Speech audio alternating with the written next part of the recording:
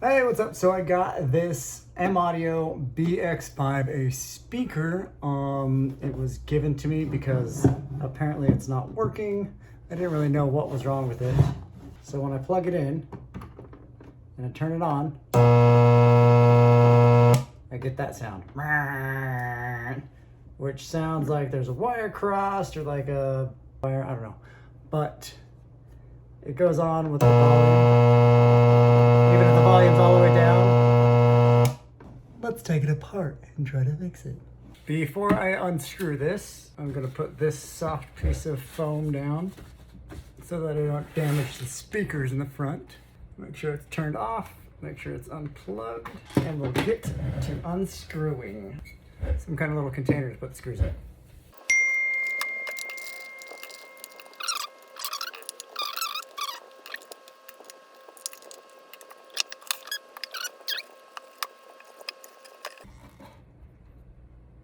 And yeah, I don't know if you can see that, but this guy right here looks very rusty, corroded. With a bit of digging around on the internet and looking at this, you can see this capacitor right here is leaking some electrolytes. I'm gonna go ahead and order 2 of those from the internet and repair them, see if that does anything. Where I left off is this thing right here is bad. You can see it's rusted, it's leaking some electrolyte stuff. I read some reports that some guy made that he fixed one of these BX5s and he said that these go out a lot of the time. So I'm going to remove those cables, which are just little clip insert things. So I can take those out. Then I'm gonna get under here. And that's got like a little plate. I'm gonna take that off by clipping this zip tie. And then I'll desolder this one. I bought some new ones online. These are the ones that he said to get when he fixed his speaker, and they worked perfectly. Basically, Nichicon is the brand. 6800 UF 25 volt. Those are the specs. Okay, so first thing I'm gonna do is clip this zip tie. There we go. Now I got a little bit more length in the speaker wire so that I can get it out of the way. So I can get my hands in here. So these are the kind of connections that I was talking about. Black is on top, red is on the bottom. And red's just not coming out, are you? It's really in there, huh? Some needle nose pliers. There we go. Pulled it right out. Perfect. It's red on the bottom, black on top. Do the same for these.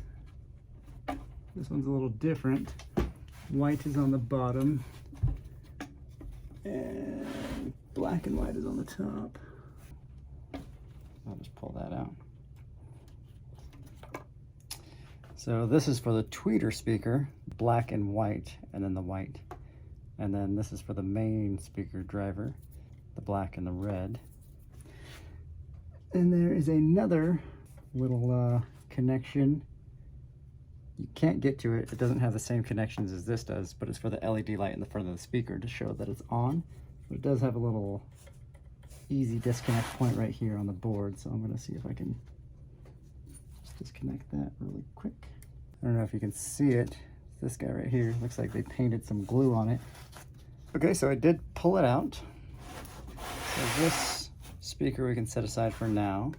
Now I'm gonna clip this little zip tie here.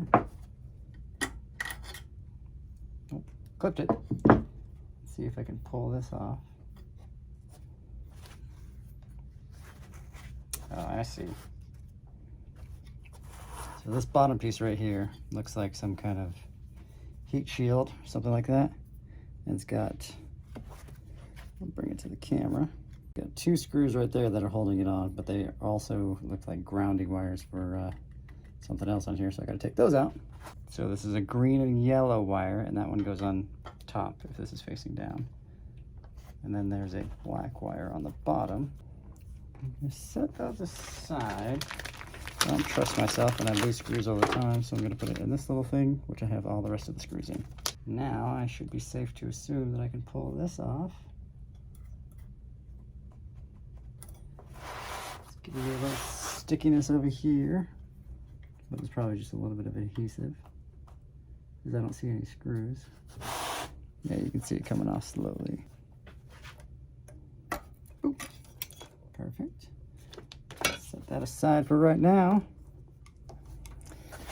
And then as you can see on the top here, there's a bunch of glue that's holding that in, as well as the solder. You can see it better from this side. See how that yellow stuff is all glue there. So I gotta kind of scrape that glue away and then desolder it. Also, a little side note, if you've never changed a soldering iron tip, I went ahead and let this cool down so it's cool to the touch. Don't do this if it's hot, because all of this whole thing here will burn you. Or I'm touching it here would be fine. Anyway, so you unscrew this ring all the way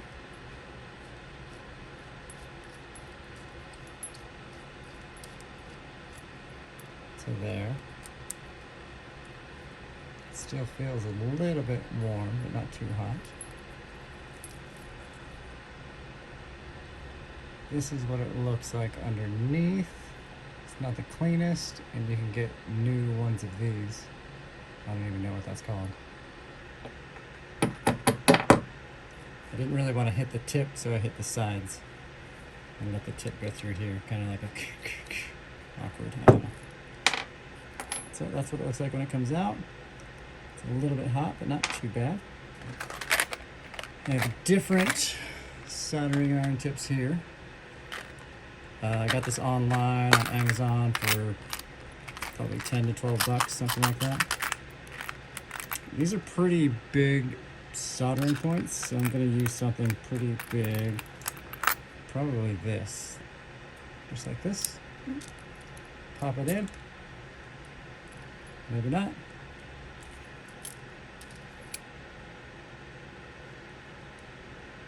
So this one's just a little bit smaller of a tip, but it fits in here. It's nice and snug, so I'm gonna use that one. You put this in here gently. Put it on. Wiggle it, make sure it's good. And we tighten it on.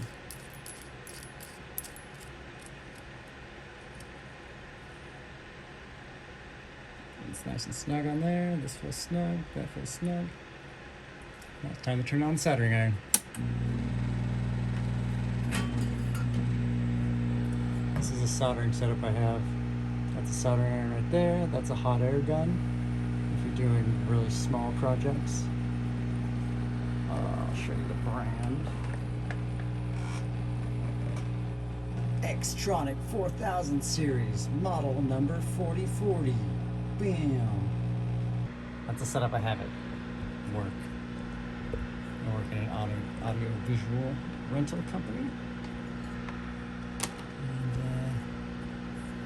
it's called No Static Audio Visual. And they allow me to work on my own equipment on my days off. So I'm going to start putting it on there and seeing. Feed some out. You can flatten it out like this.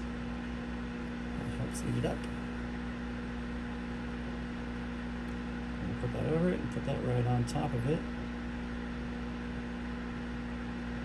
And you can see it smoking there. Be careful because this thing gets hot too.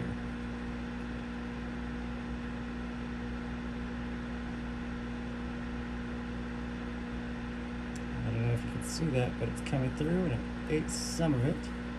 So that's a good sign.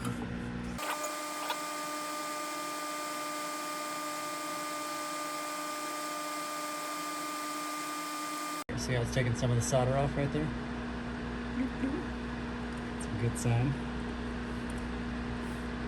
So you don't want to hold it on there and then let it take it off and let it cool on there because then it'll get stuck to it. So you want to kind of take it off at the same time. And then you can just keep moving down the line. It gives all of this. And then there's a bunch of solder on here, so I'm going to clean it off. I have one of these golden steel wool things that I just like to brush it in there. Be careful about burning yourself. There's also this thing. Boom. Which is a solder sucker. I believe you press it in. This tip right here, I think you put it right on the solder. Press this button, and the plunger will suck it in there. Actually, never used this before.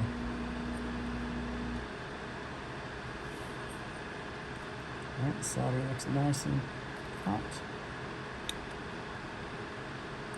Press the button. I got some of it.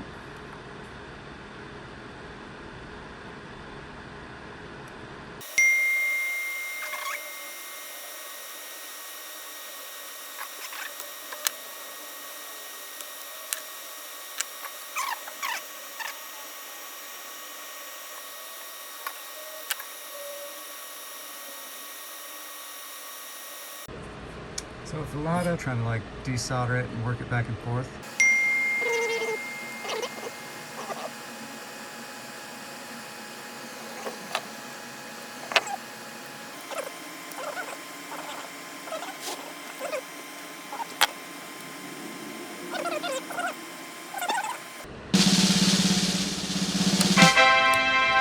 It's free. Here's one of them. And you can see it is 25 volts is the new one, and it's the same 25 volts, 6800 UF. And I looked it up, and this does mean that it's the negative side. So this is the negative side. But before I do that, I'm actually going to take this one out. I have the negative facing down. I've clipped the ends, as you can see, so it's smaller. I think the trick is to put it in and put the back one in first. Slide them through the hole, and then I'm right-handed, so I'm going to do this with plier. I'm going to hold it, and then just kind of bend the wires. So I'm just going to kind of bend it down, and it feels nice and secure in there. And then I have a little bit of this liquid soldering flux. I'm just going to put a little dab of that on there so that the solder holds to it. Is a 6040 rosin core solder. It is 113 gauge, 4 ounces of it.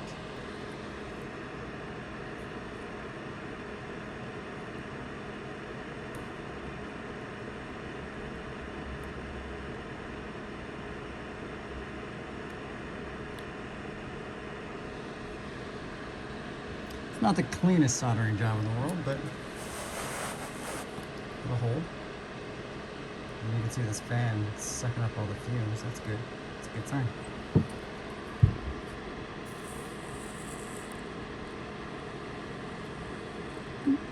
That's a good one. Alright, sweet. So yeah, this one I'm going to do the same thing. I'm going to push it through the hole. The negative was on this side last time, so I'm going to keep it on that side. And I'm going to bend it. Looks like it's almost touching that other one. So I'm going to give it a nice little trim. Last time, put a little bit of liquid flux on there. Get on there, liquid flux. Yeah, you like that. Cool.